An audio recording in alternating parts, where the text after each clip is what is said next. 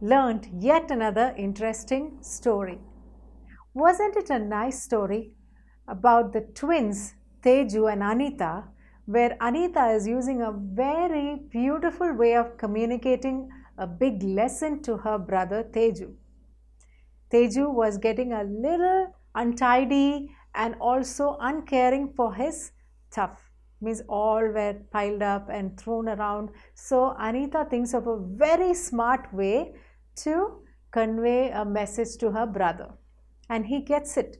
So there was no pulling and fighting or none of those screaming and yelling, but Anita was smart to convey a good message to her brother, and he understood it too. Wasn't that an interesting story? Yes, you can go back and read it now once you pause the video. Then we will continue into the exercises and grammar, because then it will give you a better understanding of what we are learning. So let's take a look at, as always, we learn new words in every unit in English. So let's see what new words are awaiting us today.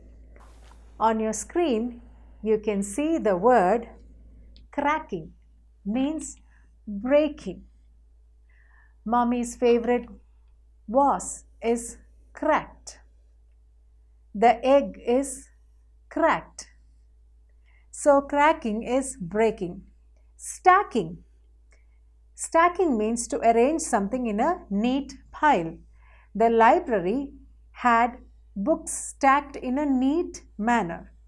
You can imagine the libraries all are neatly kept. So the books are stacked or kept neatly in a neat pile. Blushed, feel shy, something that we feel when we get a compliment. Heartily, feeling things very deeply. Whenever we see a friend after a long time or our grandparents after a long time, we give them a hearty welcome. Beam, smile. That usually happens when you get an ice cream or a gift or a chocolate. You just beam with happiness. Okay, so those are the new words we have learned. Let's move on to the next exercise that is given in page number 24. Read the following sentences carefully and tick the options that have the same meaning. So again, we are learning a little bit more about meanings. The deer was being pursued by a hunter. The two options that is given to you is chased and chained. Pursue means to be followed, or so chased would be the right answer. The deer was being chased by a hunter is the other way that you can put the sentence. The next one is Teju beamed at his sister. The options given are laughed and smiled. Smile, as we learned, is the meaning of beamed.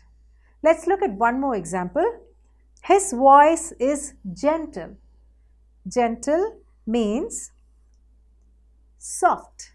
So, the answer that you will underline is soft. Moving on, in page number 25, there are some words given in the hint box. You can take a look at it and fill in the blanks in the exercise B. Telephone. When you think of telephone, you first think of hello, right? So you can write the word hello in the blank next to telephone. Let's look at one more example before we move on. Lock. Let's see which word will go with lock.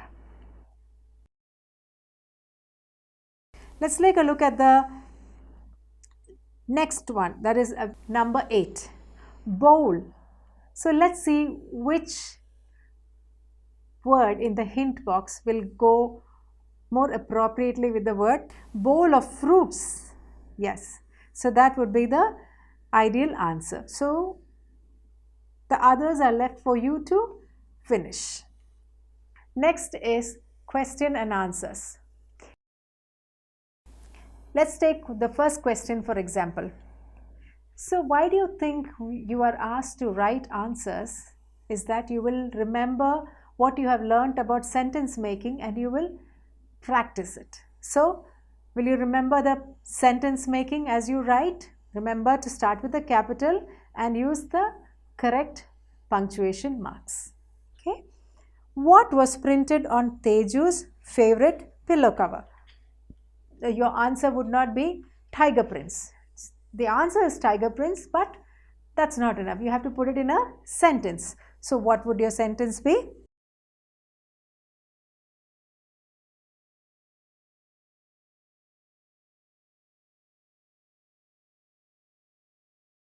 Alright, go ahead and answer these questions. You can pause the video and do it right now, or you can do at the end of the video. We'll move on to the next one, page number 26. And this is grammar time. What grammar are we going to learn today? We have learned about nouns in the previous units, right? Nouns are names of person, animal, thing and places.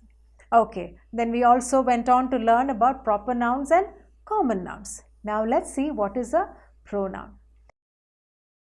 Pronoun is a word that is used to replace a noun, or it is also said as it is a word used to in the place of a noun. Let's see what the pronouns are. There are personal pronouns like I, me, he, she, him and her. Then we call it as, the pronouns that we use are them, they, we, us. Okay? There are so many different kinds of pronouns and the subject is very vast, but today we will learn these points and we will go into our exercises. Pronouns are the words that are used to replace a noun or used in the place of a noun. Now, for practice, let's look at the sentences which are given below. Ankur is holding a bat. Ankur likes to play cricket. So instead of going on repeating the noun, we can use the pronoun instead. That is another benefit of using a pronoun. See, in this sentence, Ankur is holding a bat. He likes to play cricket. So there's only one person mentioned here, so we use the personal pronouns he. We will take a look at the fifth one. Radha has invited Tom, Ajay and Veena to her birthday party. So Tom, Ajay and Veena have gone out to buy gifts for her. That's the sentence. So imagine we are having to use the nouns again and again repeatedly, right? So instead let's try to put the pronoun. Radha has invited Tom, Ajay and Veena to her birthday party. So they have gone out to buy gifts for her. We are moving on to exercise E. Choose the pronouns that best complete the following sentence. We are continuing with the pronouns. They, he are going to Mumbai. They are going to Mumbai would be the right sentence. So, you understood why in which place we will use what kind of pronoun, right? We'll see one more example. Meena does not have a pencil. He is writing with Manu's pencil, or she is writing with Manu's pencil. Because it's Meena, girl, we use the personal pronoun she. So let's read how it goes. Meena does not have a pencil. She is writing with Manu's pencil. Next, page number 27. As we discussed in the earlier units, listening, reading, writing and speaking all are methods that will improve your communication, right? Communication is how you express your ideas.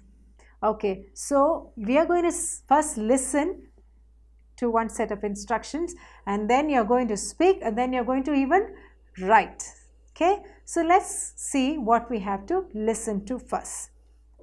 Listen carefully to this list of good habits. I'm sure you hear this very often, but I'm sure hearing it another time will only reinforce it back into your mind. Number 1, you should keep your study table clean. You should regularly dust your books and notebooks. You should not throw your clothes or notebooks on the bed.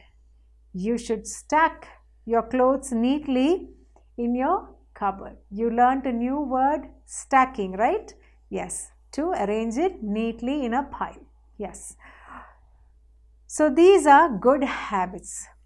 Now, speaking part. You are asked to think and speak about different ways to keep your classrooms clean.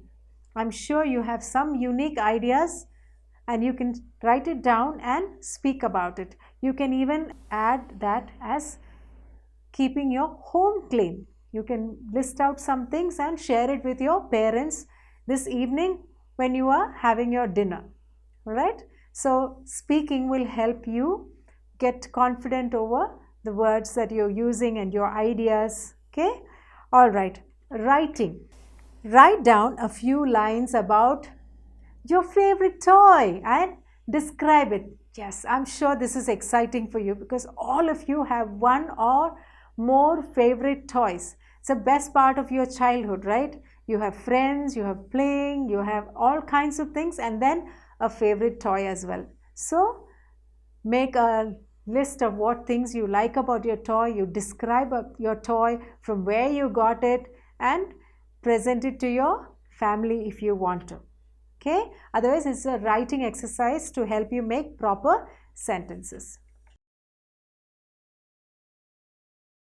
This is a poem which we all can relate to at some point of our life or the other. We have misplaced something very important to us. In this case, it's a child who lost her favorite doll. It's a sad beginning, but a happy ending. If you did not read this poem, why don't you pause the video and read through this poem? It's very interesting. It has rhyming words. It has so many new words. If you've already read the poem, let's move on to the new words. Charmingly, in a pleasant and attractive way. So here the doll's hair was described as charming. Curled, a curve that results in a spiral. Again, it describes about the hair of the doll, curly hair or curled hair. Many of us have curly hair as well naturally. Heath, an open place covered with grass and shrubs. We have this around our house, in our locality, in our colonies, even in our school. Trodden, to walk on or over. So in this story, the cows walked over the pretty doll. At home, sometimes we have our toys all thrown around and our family members have to or trod over it. So these are the few new words that you have learnt in this poem.